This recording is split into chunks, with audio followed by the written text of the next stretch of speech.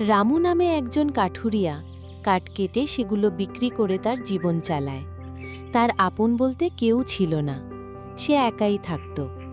একদিন সকালে কাঠুরে কাঠ কাটার জন্য জঙ্গলে যায়।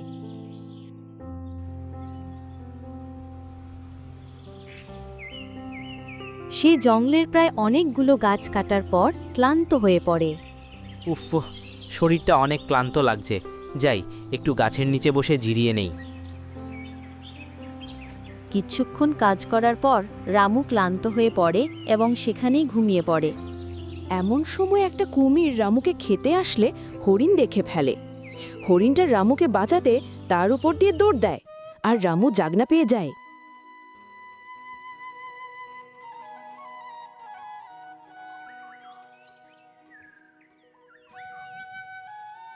যা যা, হুশ হুশ। রামুকে দেখে কুমিরটা ভয় পায় আর সেখান থেকে চলে যায়। উফ, কি বাচ্চাটা যে বেঁচে গেলাম। যাই গিয়ে দেখি হরিণটা কোথায় আছে, একটা ধন্যবাদ দিতে হবে।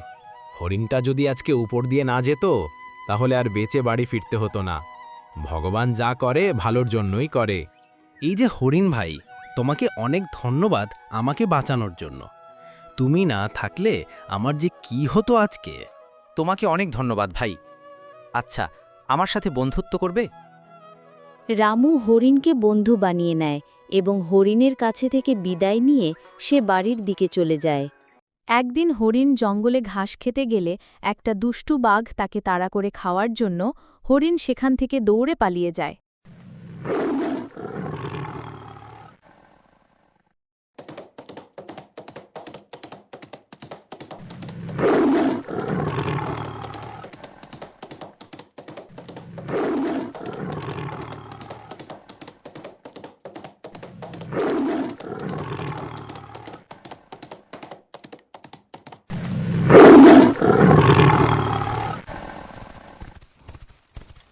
পরের দিন রামু আবার জঙ্গলে কাঠের জন্য আসলে হরিণের সাথে দেখা হয় এবং হরিণ তাকে সবকিছু বলে দেয়।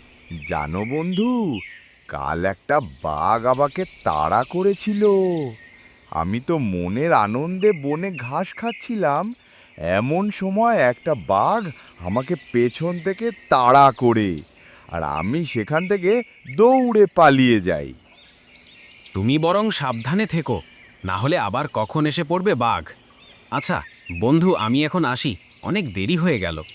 অন্যদিকে বাঘ শিয়ালকে ভয় দেখে বলে, যেভাবে হোক তোমাকে হরিণের সাথে বন্ধুত্ব করে আমার কাছে নিয়ে আসতে হবে, না হলে তুমি খুব ভালো করেই জানো আমি তোমার কি হাল করব। ঠিক আছে বাঘমশাই, আপনি যা বলবেন তাই হবে। আমি কি কখনো আপনার কথার বাহিরে গিয়েছি? এই যে হরিণের বাচ্চা, তুমি কি আমার সাথে বন্ধুত্ব করবে? তুমি চাইলে কিন্তু আমরা ভালো বন্ধু হতে পারি, কি বলো? আমার তোমার সাথে বন্ধুত্ব করতে কোনো সমস্যা নেই। এখন থেকে তাহলে আমরা বন্ধু হলাম। তাহলে বন্ধু, চলো আমরা একটা খেলা খেলি। কি খেলা খেলবো? আমি এখান থেকে দৌড়াবো আর তুমি আমাকে ধরে দেখাবে।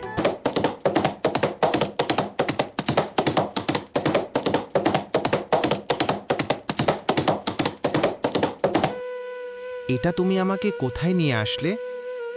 আগে তো আমি এই জায়গায় আসিনি।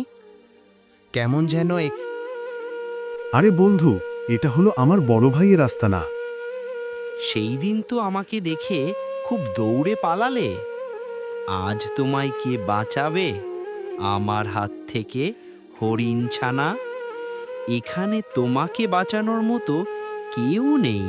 কি ব্যাপার, আজকে জঙ্গল কেমন থমথমে লাগছে? কোনো আওয়াজ নেই, পাখিদের কিচিরমিচির নেই। হরিণের কথা বলার শব্দ শোনা যাচ্ছে। মনে হলো গিয়ে দেখি তো একবার, এই মানুষের বাচ্চাটা আবার কোথা থেকে আসলো। বন্ধু, তুমি এখান থেকে চলে যাও, না হলে এই দুষ্টু বাঘটা তোমাকে খেয়ে ফেলবে। তুমি তাড়াতাড়ি করে চলে যাও, আমাকে নিয়ে ভেবো না। কি ভেবেছ কি দুষ্টু বাঘ? তুমি আমার বন্ধুকে খাবে?